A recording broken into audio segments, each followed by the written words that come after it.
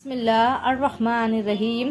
عرب میں رکانہ نام کا ایک پہلوان تھا۔ وہ بہت ہی قوی اور زبردست پہلوان تھا۔ اس رکانہ پہلوان کے بارے میں یہ بات مشہور تھی کہ یہ ایک آدمی 1000 آدمیوں سے مقابلہ کر سکتا ہے۔ اس کے بدن کے وزن کی یہ کیفیت تھی کہ اگر اونٹ ذبح کر کے اس کی کھال بچھا دی جاتی اور رکانہ اس پر بیٹھ جاتا اور عرب کے سارے نوجوان مل کر اس کھال کو کھینچتے تو آخر وہ اونٹ کی کھال ٹوٹ جاتی، پھٹ جاتی، مگر وہ حصہ ویسا ہی رہتا جس پر رکانہ پہلوان بیٹھا ہوتا۔ لوگ اس رکانہ نام کے پہلوان سے ڈرتے تھے۔ کوئی شخص اس سے بات نہیں کرتا۔ سب کے دلوں میں اس کی دہشت جمی ہوئی تھی، اور لوگ کیوں نہ ڈرے، وہ تھا ہی اتنا طاقتور پہلوان۔ لوگوں کو ڈرانا، دھمکانا اور اپنی طاقت کے بل پر جبراً کام کروانا جیسے اس کا پیشہ بن گیا تھا۔ وقت اور دن ایسے ہی گزر رہے تھے کہ ایک مرتبہ کسی آدمی نے ہمارے پیارے نبی محمد صلی اللہ علیہ وسلم کے پاس آ کر اس رکانہ پہلوان کی شکایت کی۔ ہمارے نبی محمد صلی اللہ علیہ وسلم نے اس رکانہ کو بہت سمجھایا، اللہ کا ڈر اور اس کے عذاب کے بارے میں بتایا، لیکن وہ رکانہ پہلوان اپنی حرکتوں سے باز نہیں آیا اور نہ ہی اس نے اپنی کرتوتیں بدلنے کی کوشش کی۔ کچھ وقت ایسے ہی گزرا، لیکن ہمارے پیارے نبی محمد صلی اللہ علیہ وسلم نے ہر بار اسے روکنا چاہا کہ ایسا ظلم لوگوں پر نہ کرے۔ پھر ایک مرتبہ ہمارے نبی محمد صلی اللہ علیہ وسلم نے خود اس کے پاس جا کر اس کے سامنے اسلام پیش کیا اور اسلام کی دعوت دی اور کہا کہ آخرت آنے والی ہے، کیوں اپنی عمر ضائع کر رہے ہو؟ اسلام قبول کر لو اور اللہ تعالیٰ کی طرف متوجہ ہو جاؤ۔ رکانہ نے کہا، اے محمد، میں نہ تو کوئی عالم و فقیہ ہوں اور نہ سمجھدار، میں تو ایک پہلوان ہوں، مجھ سے کشتی لڑو، اگر آپ نے مجھے پچھاڑ دیا تو میں آپ کا دین قبول کر لوں گا۔ ہمارے پیارے نبی محمد صلی اللہ علیہ وسلم نے رکانہ کی اس بات کو مان لیے، اور اگلے ہی دن لوگوں میں یہ بات پھیل گئی کہ رکانہ پہلوان اور محمد صلی اللہ علیہ وسلم میں کشتی کا مقابلہ ہونے والا ہے۔ سارے اہل عرب یہ مقابلہ دیکھنے کے لیے میدان میں جمع ہو گئے۔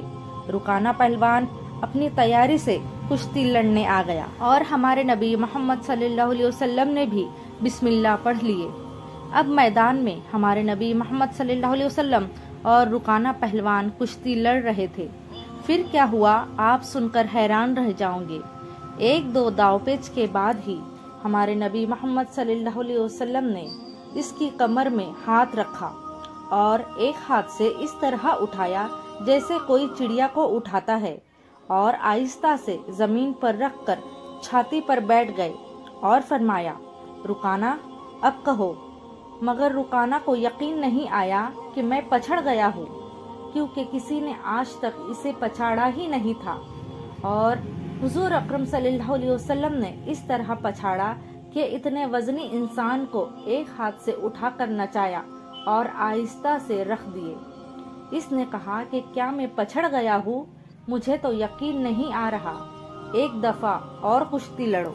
ہمارے نبی محمد صلی اللہ علیہ وسلم نے پھر سے بسم اللہ کہا۔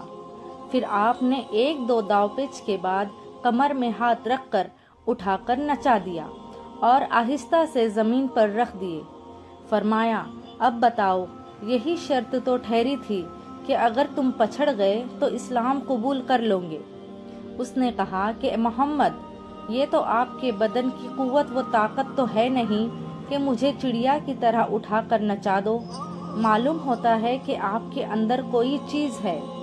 ہمارے نبی محمد صلی اللہ علیہ وسلم نے آہستہ سے مسکراتے ہوئے فرمایا کہ میں اس اندر والی چیز ہی کی دعوت دے رہا ہوں، بدن کی دعوت نہیں دے رہا ہوں۔ چنانچہ رکانہ نے اسلام قبول کر لیا اور اسلام میں پختہ ہو گئے اور بڑے بڑے کام بھی انجام دیے۔ ایک مرتبہ کی بات ہے کہ مکہ میں بہت سے چور گھس آئے اور رات کو بہت سے اونٹ بیت المال سے چرا کر چلتے بنے۔ صبح کو پتہ چلا تو نبی صلی اللہ علیہ وسلم نے فرمایا کہ لوگوں، ان کے پیچھے دوڑو، رکانہ نے کہا کہ میں تنہا کافی ہوں۔ چور رات میں ہی نکل کھڑے ہوئے تھے اور تیزی سے بھاگے جا رہے تھے، معلوم نہیں کتنے دور چلے جا چکے ہوں گے۔ رکانہ دوڑ پڑے اور راستے میں ان کو تھام لیا اور کہا کہ سامان اور اونٹ لے کر واپس چلو۔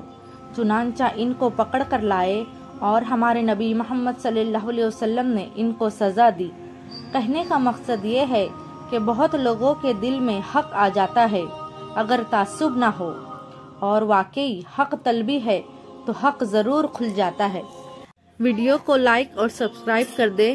ملتے ہیں پھر ایک نئی ویڈیو کے ساتھ، تب تک کے لیے اللہ حافظ۔